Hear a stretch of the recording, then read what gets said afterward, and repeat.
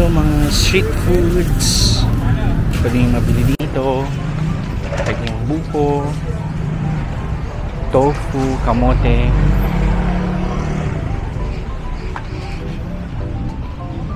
Sumaambon na.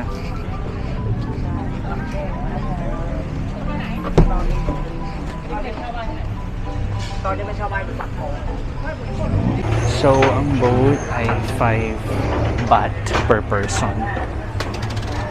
5 baht per person. How many? 1 person. Thank you.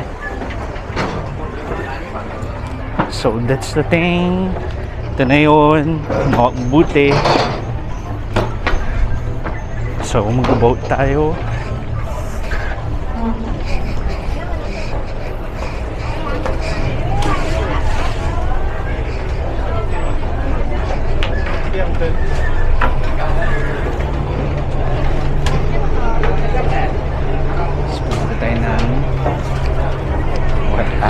Wat Arong. So boat siya.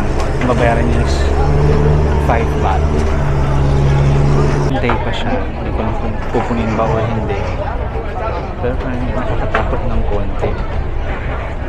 Kasi maalon na. Tapos magalaw na. Parang nakakatakot. Sana umalis na. Pwedeng upo, pwedeng standing. Yung pala yung kapitan. Okay, naalis na. Tining-tingning. Aalis na nga siya.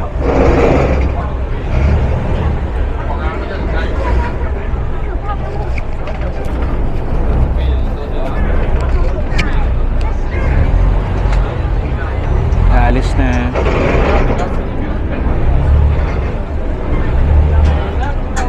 Tatawid lang ito from kabila papunta doon sa kabila.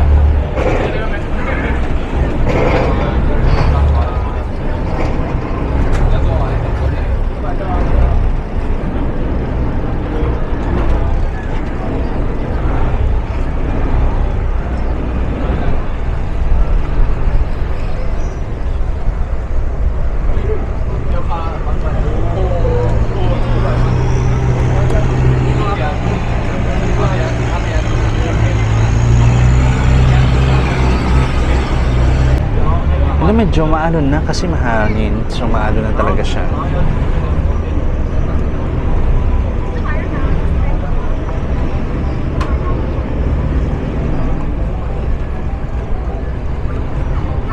So we are just crossing from Wat Phu to Wat Arong.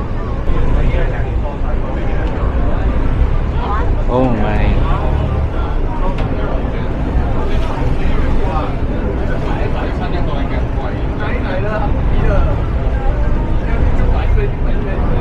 Kung natatakot kayo sa alon, itong hapon is not a good idea kasi maalon na siya. So kung gusto niyo hindi maalon, siguro morning feeling ko hindi maalon kasi magalaw na.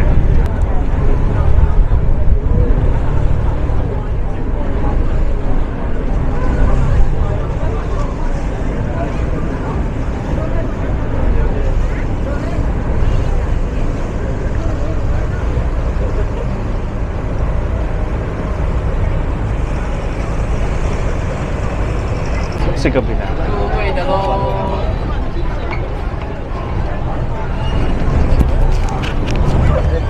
Dito tayo.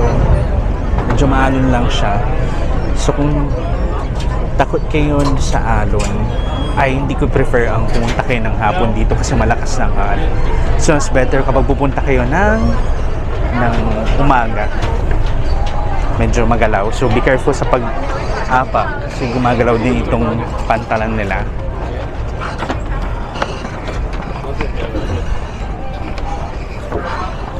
Sukaw siya, be careful.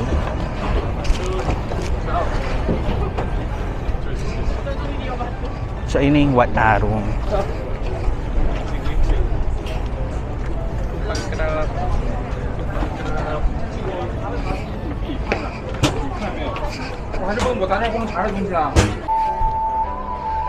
Dito is ano talaga, parang marami makikita mo mga monk ngayon kasi Buddha Fest ata ngayon, parang festival ni Buddha. Kaya madaming tao.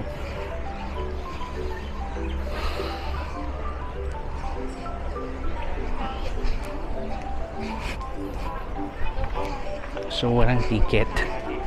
Hindi naman ata hanapin yung ticket.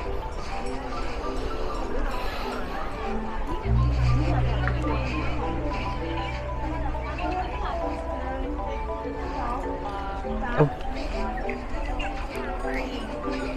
放翁ใหญ่ที่สุดเลยอ่ะ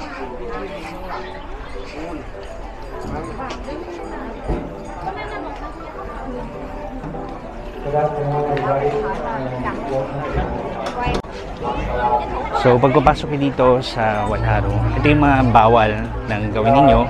So, dapat okay ang pananamit. Hindi ganyan yung naka-shorts, naka-sando, naka-backless. Dapat yung maayos naman. So, kahit saan naman eh. So, akin na tayo dito sa Walharo. Ito na yung itsura niya. Here.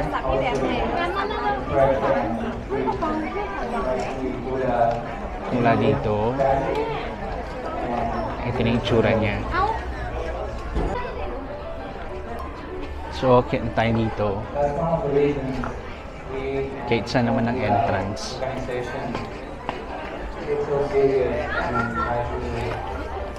Always be careful kasi paakyat siya.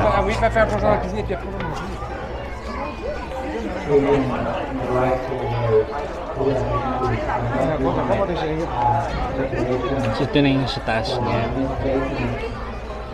Taas niya. Tapos, dito. So, pwede ko makyat dun sa loob.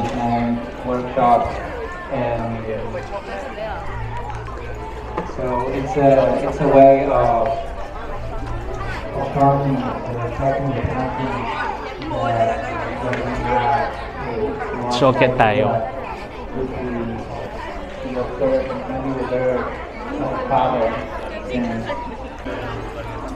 So, may paakyat pa to. So, try natin umakyat. Medyo mataas at walang hawakan. So, you need to be careful. Kasi yung step niya is ganda yung step talaga. So, you need to be careful.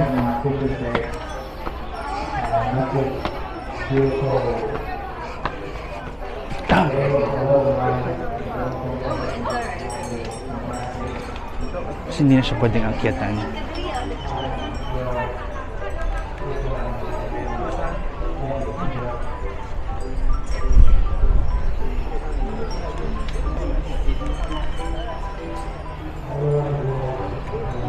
Tingin ba ano?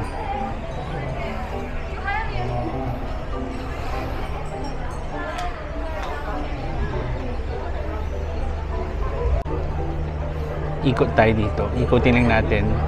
Tapos baba na tayo. Medyo makipot yung daan. So, bawal umupo kasi pag malaglag ka, talagang mamamatay ka.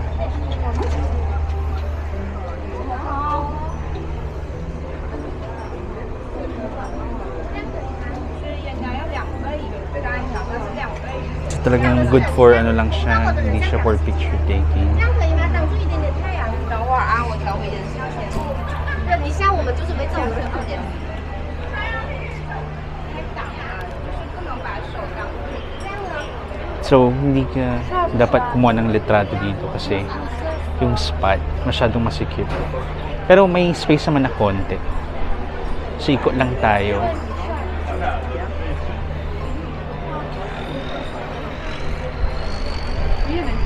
So, pwede kang mag-rent ng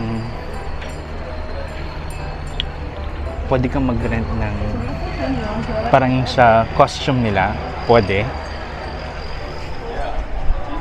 Para feel mo yung pagiging Thai.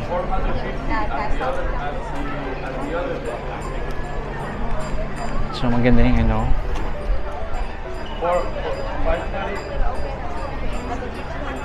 Nakakatakot na. My God.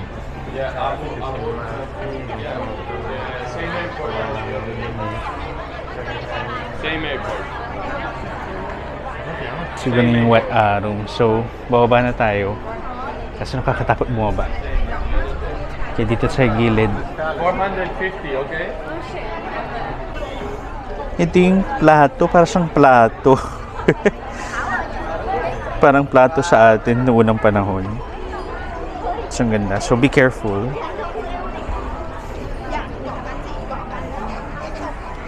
Medyo hawak tayo kasi ang taas. And be careful kapag umawak dito kasi matulis itong mga plato. Welcome to Bangkok!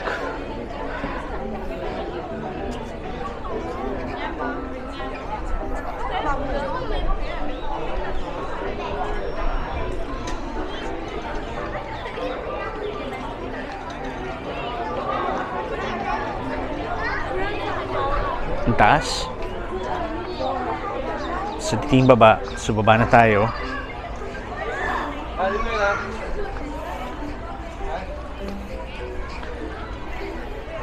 Tapos, meron pa rin Royal Guards. O, diba? So, andito na. Tapos na tayo kay Wat Arong. Umikot lang tayo. Hindi na kasi pwedeng makyat dun sa pinakatuktok. Kasi parang may first level, second level, third level. Ang pinakamatas yung third, pero sa second, pinagbabawal na nila. So, ang nakyat lang natin kanina is lang doon lang sa unang part. So, kahit na doon sa unang part pa lang, ang taas-taas na. So, ito yung Wat Arong. So, again, kung pupunta kayo ng Wat Po, o galing kayo ng Wat Po, at pupunta kayo ng Wat Arong, magbo-boat lang kayo papunta dito. Ang babayaran nyo lang is 5 baht. Yun lang. And then makikita nyo na yung Wat Arong. Wat Arong open siya ng 8 to 6:30 and wala po kayong babayaran na fee. So, nag-teach sila ng wisdom ni Buddha.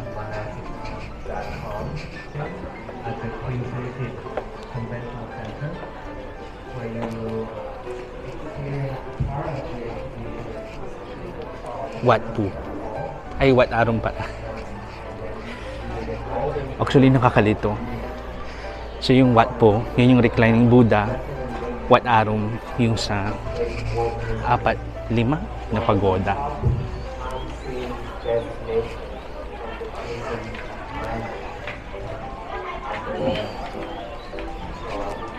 So, labas na tayo. Okay na. So, pwede kayo mag-rent para feel na feel yung pagiging Thai. Kapun ka. So, ito na yung sa Wat Arong. Last view, babalik na tayo ng hotel. Kasi pagod na ako. So, babalik na tayo ng hotel. So, mission accomplished ng itinerary natin for today, Grand Palace, Wat Po, and Wat Arong. Actually, kung hindi lang mainit, kaya pa natin umikot, kaso mainit ang panahon. So, mas okay na yung may pahinga tayo. So, pupunta na tayo dun sa may boat. Balik na tayo sa may boat. Pipila na tayo pabalik ng pabalik mismo na. Dito parang konti pumasok, so pasok tayo. Dito na rin naman tayo.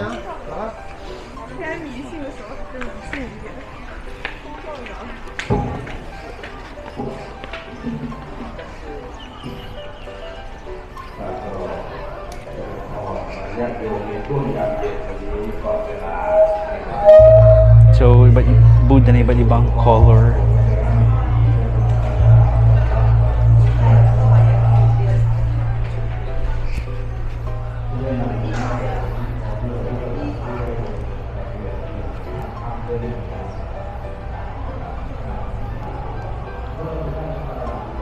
Itong Buddha na to dito lang sa harap ng Wat Po.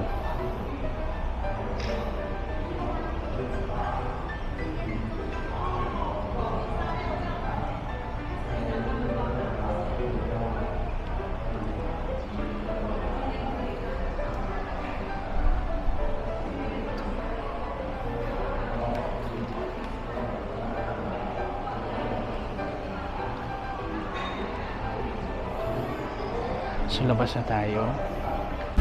So, pila na ulit tayo. going to the boat. So medyo maiksi ng pila ngayon. So pila na tayo. Para makabalik na tayo ng hotel. Sasakay ulit tayo ng bangka. Pabalik ng Wat Phu. Again, ang babayaran niya is 5 baht.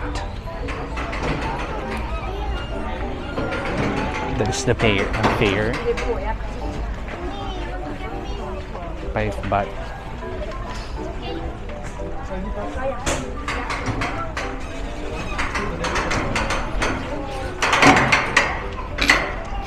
Thank you. So, kailangan pagtatawid kayo, humawak mabuti kasi madulas, magalaw. So, abol tayo. Sandali, huwag ko muna alis.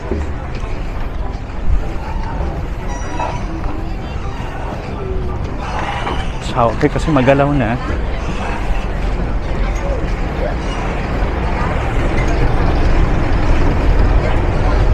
Maalon. Hanap tayo ng pwedeng upuan. Dito tayo sa likod. Ay, go.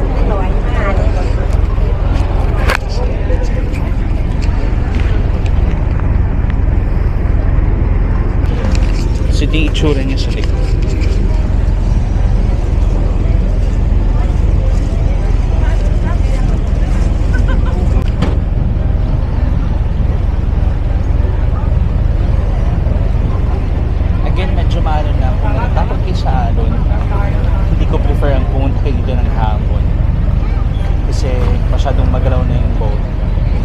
Sabi nung taxi driver na hindi naman daw alternative na way para makapunta dito, pwedeng taxi pero iikot pa daw kayo. Unlike dito sa boat, tatawid lang kayo, kaso kung takot kayo sa tubig or takot kayo sa sa boat, I prefer na mag-taxi na lang kayo.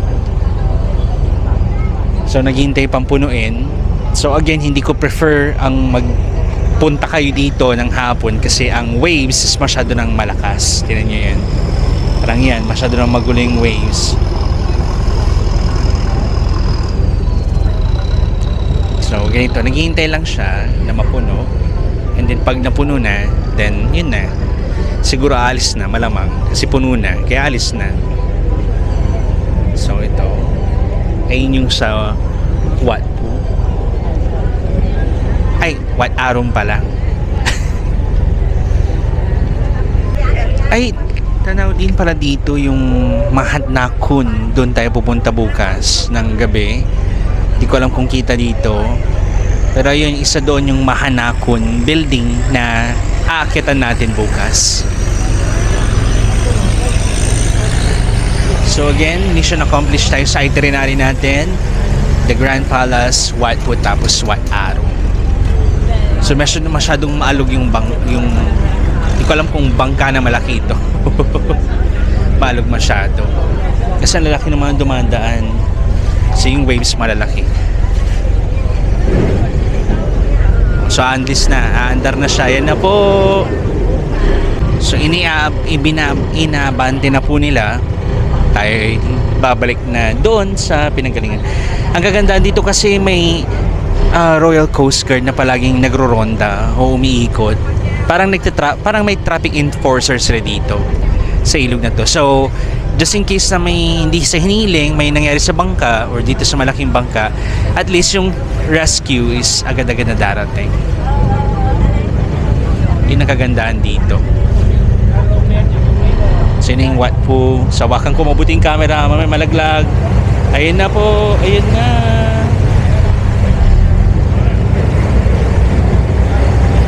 Goodbye, Wat Phu.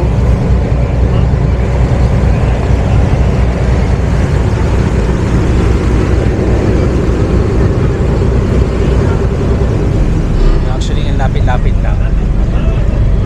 Parang mas malayo yung kanina. Kalahati lang. Nasa middle part kagad tayo. Malalim din kaya itong tubig na to. marami pa rin mga turista na pumupunta doon. Marami pa rin.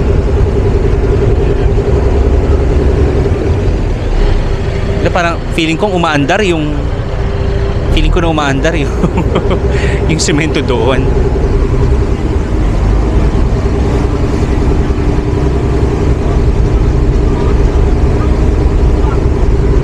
Parang umaandar tuloy yung mga nasa gilid.